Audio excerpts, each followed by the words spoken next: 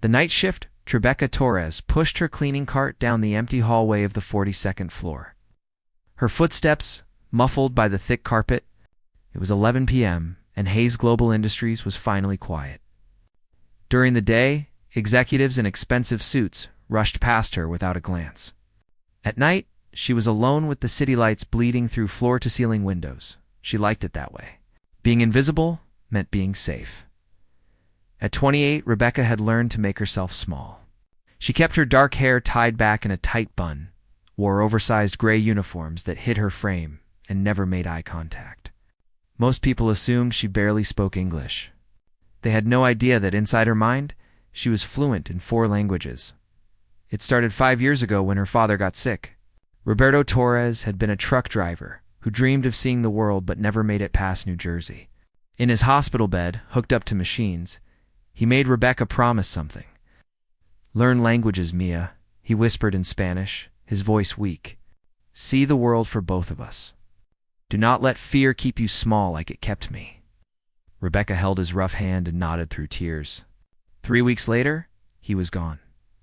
She found his old collection of language books in the garage. Spanish was her first language, English her second. But her father had dreamed bigger. There were books on French, Italian, Japanese, and Mandarin. She picked up the Mandarin textbook, its pages yellow with age, and opened it. That night, she made a promise. She would learn them all.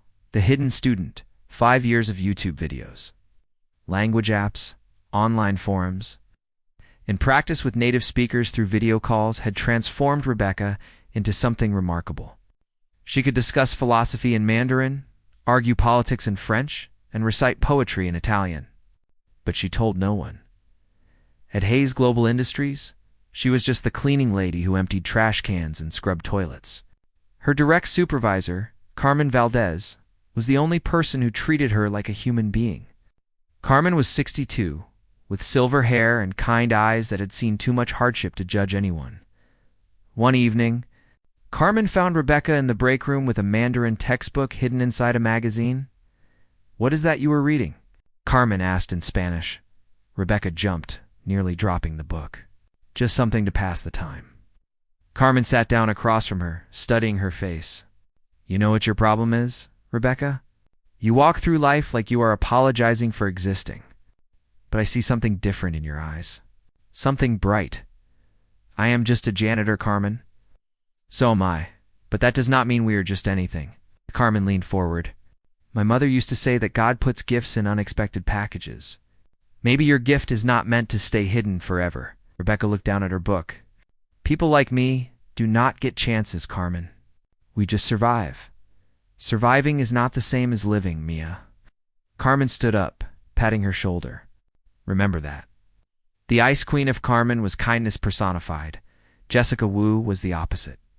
At 35, Jessica was the executive assistant to Daniel Park, the CEO of Hayes Global. She wore designer suits, carried a leather briefcase that cost more than Rebecca made in 3 months, and treated service staff like furniture.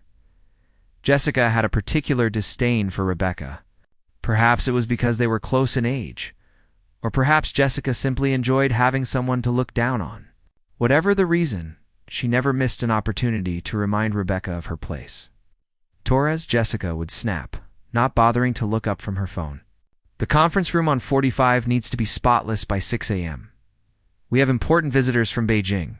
I will not have them seeing dust or fingerprints. Do you understand?" "Yes, ma'am," Rebecca would reply quietly. "And try not to be seen during business hours. Our clients prefer not to be reminded that we employ people like you." People like you. The phrase stung every time. But Rebecca swallowed the hurt and nodded. Carmen witnessed one such exchange and pulled Rebecca aside afterward. "Why do you let her talk to you that way?" "Because she is right," Rebecca said. "I am nobody here. You keep telling yourself that lie, and one day you will believe it," Carmen warned. The setup on a cold Wednesday in November, the energy at Hayes Global shifted. Word spread through the building that Daniel Park was negotiating the biggest deal in company history, a $200 million partnership with a Chinese manufacturing conglomerate led by Lu Wei. One of the most powerful businessmen in Asia, Jessica Wu, was everywhere. barking orders, checking details, and making sure everything was perfect. She cornered Rebecca in the supply closet. "Listen carefully," Jessica said, her voice sharp. "Mr. Park is meeting with the Chinese delegation tomorrow at 3 p.m. in the executive boardroom. I want that room immaculate.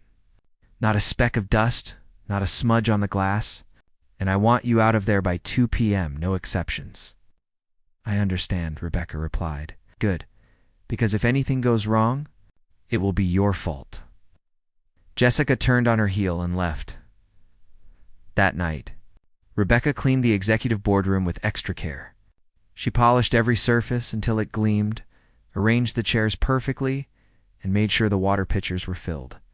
By 1:45 p.m., she was finished. As she was leaving, she noticed a folder left on the conference table. Curious, she glanced at it. The cover read Leeway Partnership Proposal. Inside were documents covered in both English and Mandarin characters. Rebecca should have left it alone. But something made her pause. She began reading the Mandarin sections, and her eyes widened. There were translation errors throughout the document. Critical ones. Terms of payment were mistranslated. Delivery schedules were wrong. In some places, the English and Mandarin versions said completely different things. This deal was going to fall apart. Rebecca's heart raced. She should tell someone. But who would listen to a janitor? Jessica would probably fire her for touching the documents. And Mr. Park would never take a meeting with someone like her. She'd carefully put the folder back exactly where she found it and left the room, her mind spinning the mentor's wisdom that evening. Rebecca found Carmen in the break room during their shift change. She told her about the documents and the errors she had found. "What should I do?" Rebecca asked. "If I say something, they will fire me. If I do not, this company could lose millions." Carmen was quiet for a long moment. "Do you remember what your father asked you to do?" "Learn languages. See the world." "No, Mia. He asked you not to let fear keep you small."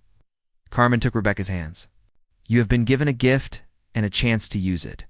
Yes, speaking up is scary. Yes, you might face consequences. But staying silent when you can help is its own kind of death." "But I am just stop saying that," Carmen interrupted firmly. "You are not just anything. You are Rebecca Torres. You speak 4 languages. You work 2 jobs to support your mother. You promised your father you would not hide. So do not hide now." Rebecca felt tears burning in her eyes. "What if I am wrong?" "Then you are wrong. But at least you tried." Carmen smiled. "The universe has a funny way of putting people exactly where they need to be. Maybe you were meant to clean that room tonight. Maybe you were meant to see those papers. Do not waste the moment being afraid." The decision Rebecca could not sleep that night. She kept seeing her father's face in the hospital, hearing his voice. "Do not let fear keep you small." At 2:30 a.m. She made her decision. The next day, Rebecca did something she had never done before. She took off her gray uniform and put on the nicest clothes she owned, a simple black dress and flats. She styled her hair down instead of in a bun. She looked at herself in the mirror and barely recognized the woman staring back. Carmen saw her in the hallway. "You are doing it?" "I have to try." "Then stand tall, Mia. You belong in that room just as much as anyone else." At 2:45 p.m., Rebecca took the elevator to the 45th floor. Her hands were shaking. Her heart hammered in her chest. Every instinct screamed at her to turn around and run. But she thought of her father. She thought of Carmen's words. She thought of 5 years of secret study, of dreams deferred, of hiding her light. Not anymore. Rebecca Torres walked up to the executive boardroom, raised her hand, and knocked on the door. From inside, she heard a man's frustrated voice. "Not now." She knocked again, harder this time. The door swung open. Daniel Park stood there, 39 years old.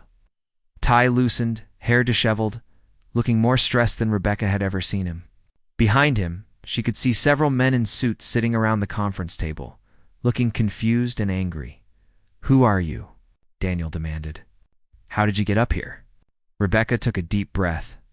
Her voice came out steadier than she expected. "Mr. Park, my name is Rebecca Torres.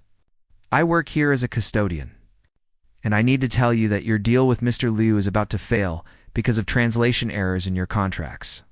I can help fix it if you let me." The room went silent. Daniel stared at her like she had grown a second head. Jessica Wu appeared behind him, her face turning red with fury. "Security," Jessica shouted. "Get this woman out of here immediately." But before anyone could move, a voice spoke from inside the room. It was calm, measured, and spoke in Mandarin. "Wait, let her speak. I want to hear what she has to say." Liu Wei stood up from the conference table, his eyes fixed on Rebecca with curiosity. Daniel looked between them, confused. "Mr. Liu, I apologize for this interruption. No apology necessary," Liu Wei replied in English, his accent thick. "This woman says she can help.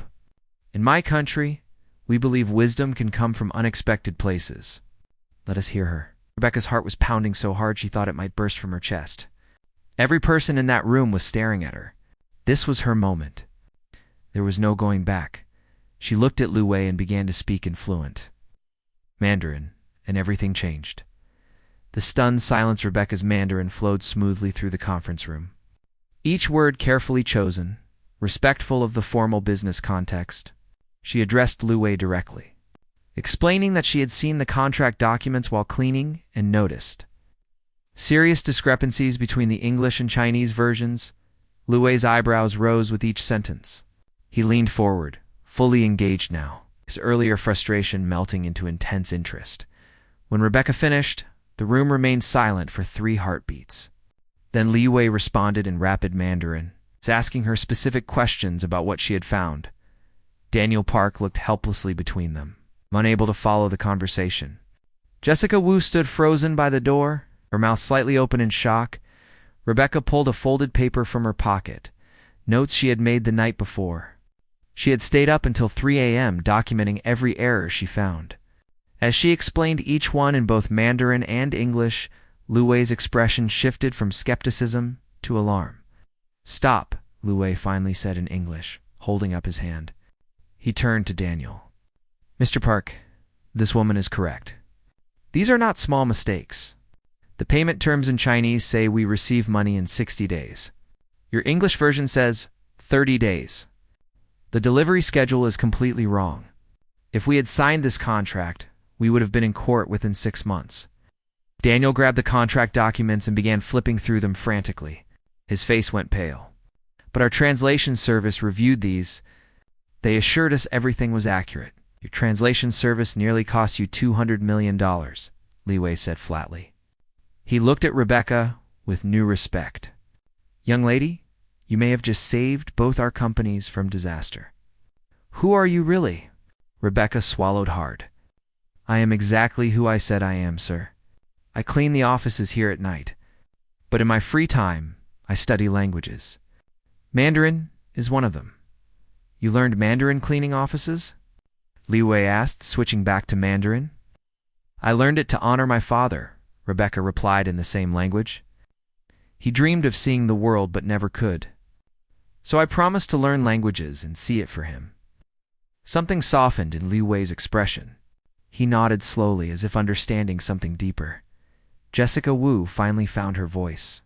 "Mr. Park, I apologize for this interruption. This employee had no authorization to be here or to review confidential documents. I will have her removed and terminated immediately." Terminated. Liu Wei's voice cut through the room like a blade. "This woman just saved your company millions of dollars and you want to fire her. Mr. Park, in China we have a saying, do not judge a book by its cover. Perhaps in America you should learn this wisdom." Daniel held up his hand. "Nobody is being fired." He looked at Rebecca. Really looked at her for the first time. "Miss Torres, is it?" "Yes, sir." "How long have you worked here?" 2 years, sir. And in those 2 years you have been studying Mandarin?" "Mandarin, French, Italian, and Japanese, sir. Though my Mandarin is the strongest." Daniel ran his hand through his hair, looking at her with a mixture of amazement and embarrassment. "And you have been cleaning our offices this entire time?" "Yes, sir." He turned to his team. "Gentlemen, we need to postpone this signing until we can get these contracts properly reviewed and corrected. Mr. Liu?" I apologize profusely for this error. I assure you it will be fixed. Liu Wei nodded. I appreciate that. But I have a suggestion. This young woman clearly understands not just the language, but the nuances of business communication. Perhaps she should be involved in reviewing the corrections. Jessica Wu made a choking sound. Sir, with all due respect, Miss Torres is not qualified to not qualified? Liu Wei interrupted, his tone sharp. She caught errors that your expensive professionals missed. She understands cultural context that could have led to serious misunderstandings. What other qualifications does she need? Daniel looked at Rebecca for a long moment. She could see the wheels turning in his mind, calculating, reconsidering everything he thought he knew. Mr. Liu is right, Daniel said finally. Miss Torres, I would like to offer you a position as a consultant on this deal. We will need someone to work with our legal team to review every document, every communication. Would you be willing to do that? Rebecca felt dizzy. Was this really happening? I still have my regular job, sir. I cannot afford to lose it. You will be compensated for your consulting work, Daniel assured her. Generously. And your custodial position will remain secure. He paused. Though something tells me that might not be where you end up. The backlash the meeting ended with handshakes and new timelines. Liu Wei personally thanked Rebecca in Mandarin, telling her that her father would be proud. The words made her eyes sting with tears. As people filed out, Jessica Wu grabbed Rebecca's arm hard enough to bruise. Do not think this changes anything, she hissed quietly. You embarrassed me in front of the CEO and our most important client.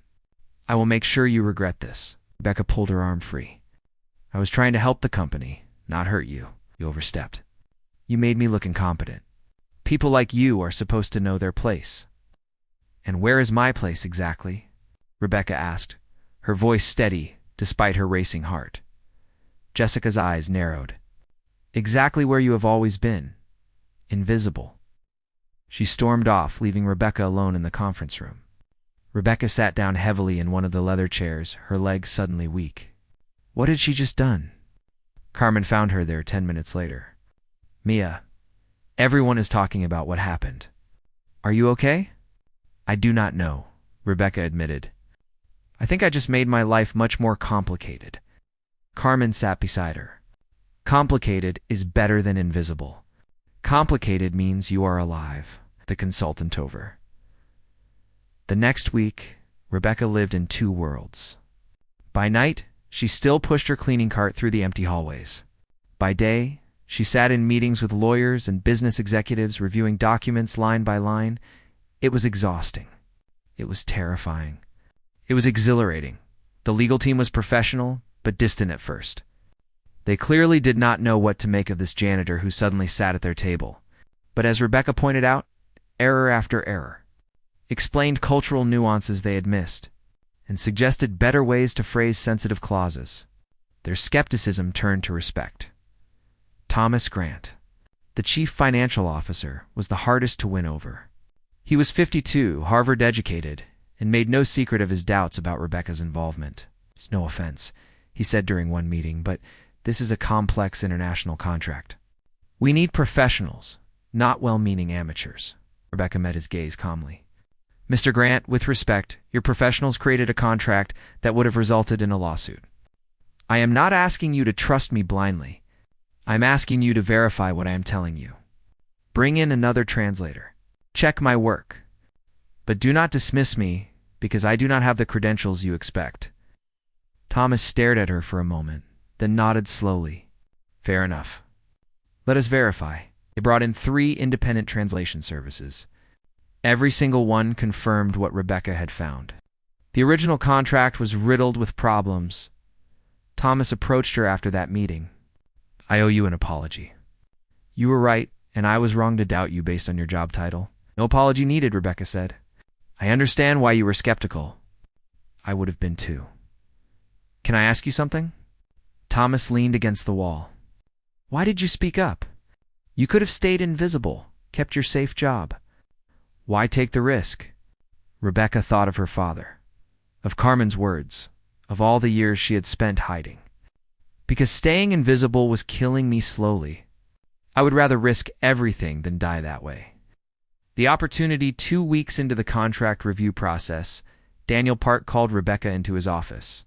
It was the first time she had been in the executive suite during business hours, and she felt out of place in her borrowed business clothes. "Sit down, please," Daniel said, gesturing to a chair across from his massive desk. He looked tired but energized, the way people do when they are solving interesting problems. "Miss Torres, I have been watching how you work. The legal team tells me you have caught issues they would have missed. Mr. Liu speaks very highly of you. And frankly, you have made me realize something embarrassing about my own company." Rebecca waited, unsure where this was going. "We have been so focused on hiring people with impressive degrees and resumes that we forgot to look for actual talent. You have more practical language skills than anyone on our staff, and you learn them on your own, working 2 jobs. That is the kind of determination we should be seeking out, not overlooking. Thank you, sir. I would like to offer you a full-time position. Not as a consultant, but as a permanent member of our international business development team. We are expanding into Asian markets, and we need someone who understands not just the language, but the culture. Someone who can bridge gaps and catch problems before they become disasters." Becca's heart stopped. A full-time position, with a real salary, benefits, and room to grow. "You would start as a junior associate, but I suspect you would not stay junior for long." Daniel leaned forward. "I know this is sudden. You do not have to answer right now. Think about it." "I do not need to think about it," Rebecca heard herself say. "I accept," Daniel smiled. Just like that, just like that. Rebecca felt tears threatening. "Sir, you are offering me a chance I never thought I would get." "My answer is yes." The transformation the next month was a whirlwind. Rebecca traded her gray uniform for business attire. She moved from night shifts to day shifts, from the shadows to the spotlight. Hayes Global announced her hiring in an internal memo that praised her for identifying critical contract issues. Not everyone was happy. Jessica Wu barely spoke to her, communicating only through terse emails. A few of the executives still treated her like she was contaminated by her working class background, but Liu Wei became an unexpected ally. He was in New York frequently as the deal progressed, and he made a point of including Rebecca in meetings and dinners. He told her stories about his own rise from poverty in rural China to becoming one of the country's most successful entrepreneurs. "People will always judge you by where you came from," he told her over tea one afternoon. "Use their underestimation as an advantage. By the time they realize what you are capable of, you will already be 3 steps ahead." Carmen remained her anchor through it all. They still met for coffee, though now it was in the employee cafeteria rather than the break room. "Look at you, Carmen," said one morning, beaming with pride. "No longer hiding your light." "I am scared every single day," Rebecca admitted. "What if I fail? What if I do not belong here?" "Mia, fear means you care. Confidence without fear is arrogance. You will do fine." Carmen patted her hand. "Your father is watching. He is proud." The test 6 weeks after Rebecca's promotion, Daniel called an emergency meeting. The contract with Liu Wei was nearly finalized, but a new issue had emerged. A regional government official in China was raising concerns about the environmental impact of the proposed manufacturing expansion. "Need someone to fly to Shanghai and meet with the official to address his concerns," Daniel announced to the team. "This could derail everything if we do not handle it correctly." Thomas Grant immediately spoke up. "I can go. I have experience with government negotiations." "The official only speaks Mandarin," Daniel said, "and he is known for being extremely traditional. We need someone who can communicate effectively and understand the cultural sensitivities involved." Every eye in the room turned to Rebecca. Her stomach dropped. Flying to China? Negotiating with a government official? She had only been in this job for 6 weeks. "Ms. Torres," Daniel said, "I know this is asking a lot, but you are the most qualified person we have for this. Would you be willing to go?" Rebecca thought about her father, who never made it past New Jersey. She thought about the language books she had studied in secret for 5 years. She thought about every moment she had made herself small and invisible. "Yes," she said firmly. "I will go." Jessica Wu could not help herself. Sir, sending someone so inexperienced to handle such a delicate situation seems risky. Perhaps Rebecca should go as a translator, but we should send someone more senior to actually lead the negotiations. Lu Wei, who was attending via video conference, spoke up. I disagree. Ms. Torres understands both the business and the culture. More importantly, she has something many experienced negotiators lack: authenticity. The official will see that she genuinely cares about getting this right, not just closing a deal. Out. Daniel nodded. Rebecca will lead the delegation. Thomas, you will accompany her as support. But she is in charge of the negotiations. Rebecca saw Thomas stiffen slightly, but he nodded professionally. Understood. As the meeting ended, Jessica cornered Rebecca in the hallway. You think you have one? Do not you? That you can just jump from mopping floors to representing the company overseas? I am not trying to win anything, Rebecca said quietly. I am just trying to do my job. Your job? Jessica laughed bitterly. You are a charity case who got lucky. When you fail in Shanghai, and you will fail, everyone will see that. You do not belong in this world, Rebecca.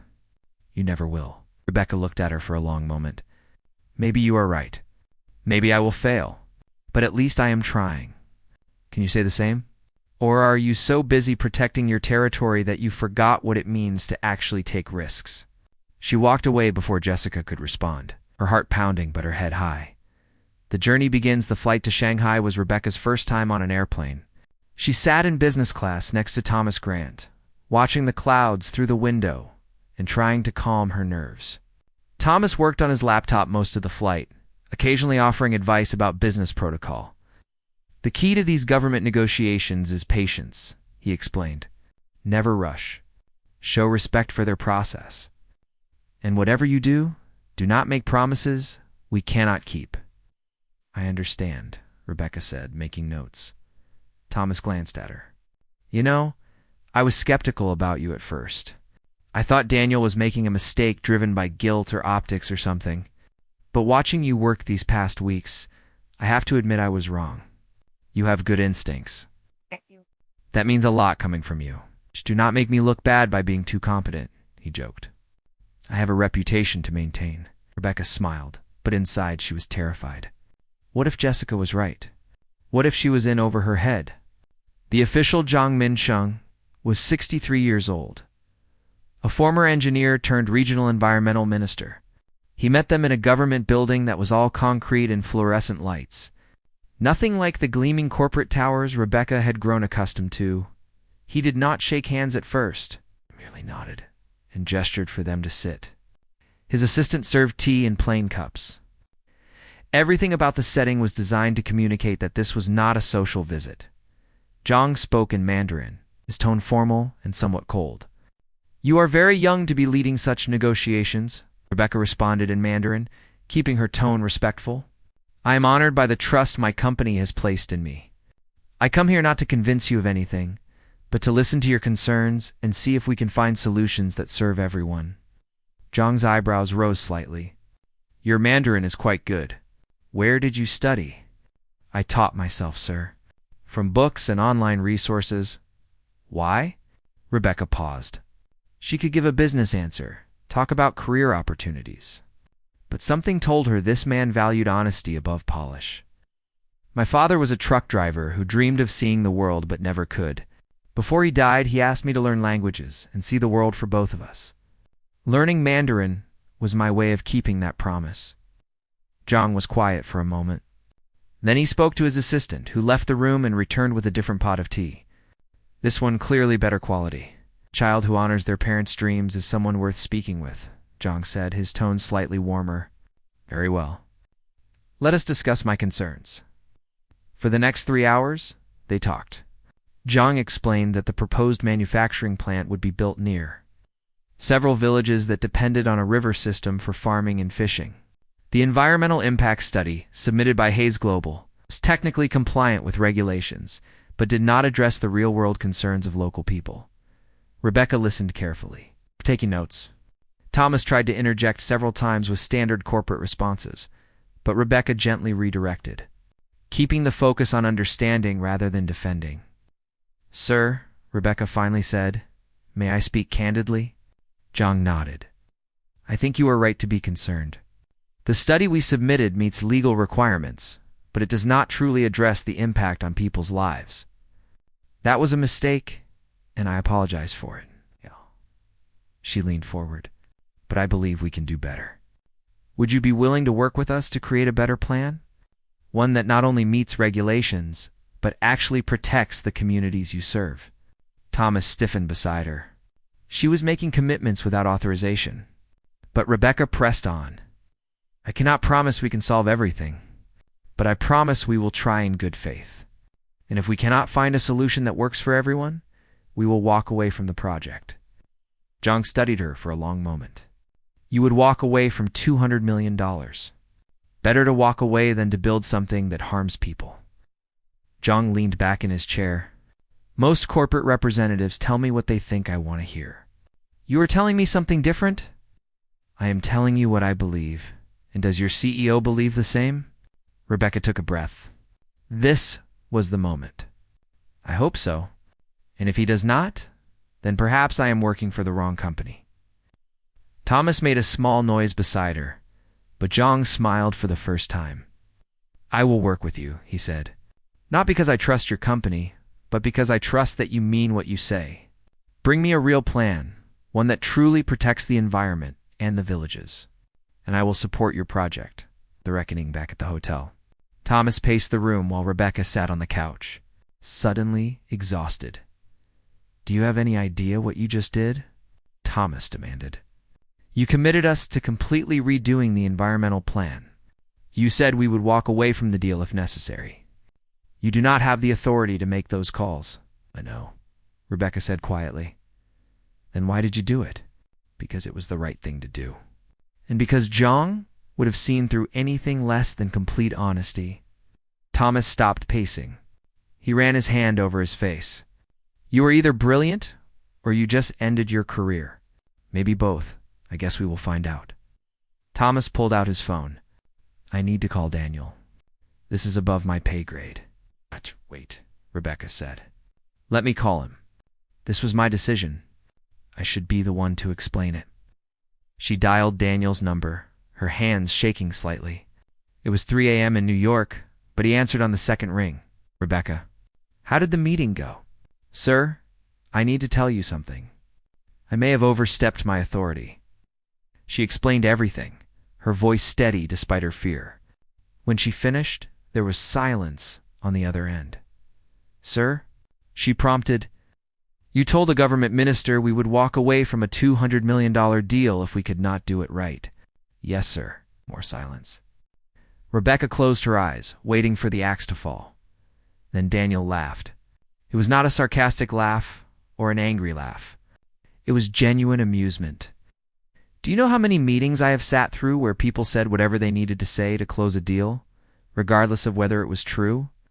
How many times I have watched us make commitments we had no intention of keeping? Sir, you did the right thing, Rebecca. Yes, you overstepped. Yes, you committed us to something expensive and complicated. But you also might have just taught me something about how we should actually do business. He paused. Redo the environmental plan. Do it right.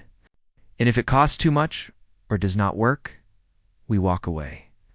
I would rather lose a deal than lose our integrity. Rebecca felt tears of relief streaming down her face. Thank you, sir. No, thank you. Come home and we will figure out how to make this work. And Rebecca, nicely done. The new beginning 3 months later, Hayes Global unveiled a completely redesigned environmental plan. It costs more. It took longer. But it genuinely protected the river system and the villages. Zhang approved it. Lu Wei signed the final contracts. And the deal went through. Rebecca was promoted to International Relations Manager. Her salary was more money than she had ever imagined making. But the numbers on her paycheck were not what made her cry. When she got the news, it was the realization that she had finally done what her father asked. She had seen the world. She had not let fear keep her small. On the 1-year anniversary of the day, she knocked on that conference room door. Hayes Global held a company-wide meeting. Daniel asked Rebecca to speak. She stood at the podium looking out at hundreds of faces. A year ago, most of these people would not have noticed her walking past them. Now, they were listening to every word. "My name is Rebecca Torres," she began. "A year ago, I was a night janitor in this building. I stayed invisible because I was scared. Scared of being judged. Scared of failing. Scared of being seen." She paused, seeing Carmen in the audience, dabbing at her eyes. "Then one day, I had a choice. I could stay invisible and safe, or I could risk everything to do what I knew was right. I am not going to lie and say it was easy. It was terrifying. It still is sometimes." Rebecca smiled. "But here's what I learned. Being invisible feels safe, but it is actually the most dangerous thing you can do to yourself. Because when you hide your gifts, when you make yourself small, you are not just hurting yourself. You are depriving the world of what you have to offer." She looked around the room. Everyone in this room has something unique. Maybe it is a skill nobody knows about. Maybe it is an idea you are too scared to share. Maybe it is just the courage to speak up when something is wrong. Do not hide it. Do not wait for permission. Do not let fear or other people's expectations keep you small. Her voice grew stronger.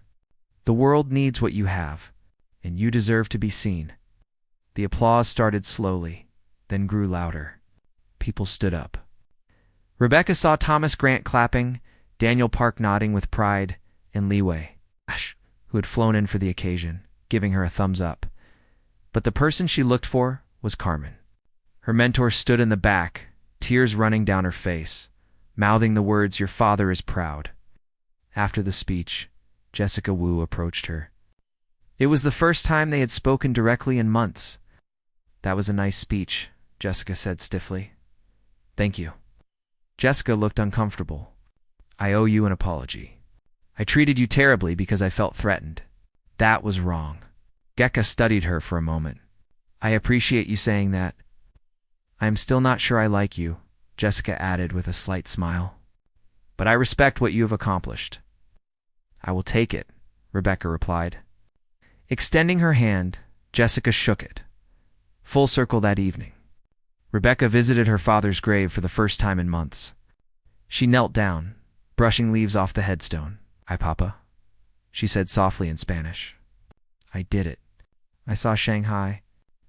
I spoke Mandarin in real meetings with real people. I helped build something good." She pulled out her phone and showed a photo to the gravestone as if he could see it. It was her standing in front of the Hayes Global building.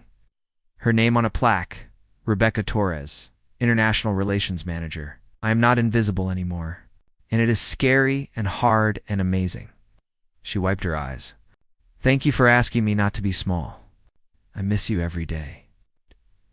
As she stood to leave, her phone buzzed. It was a text from Daniel. "Conference call with Tokyo office tomorrow. They specifically requested you." "Looks like your Japanese skills are about to get a workout," Rebecca smiled. "More languages. More countries. More chances to see the world." She looked back at her father's grave one more time. "This is just the beginning. Papa, we have so many more places to go, for the first time since he died." Rebecca felt like he was walking beside her. Not as a ghost or a memory, but as a presence in everything she did. His dream had become her reality. She was no longer the invisible woman. She was Rebecca Torres, and she was finally, completely, gloriously visible.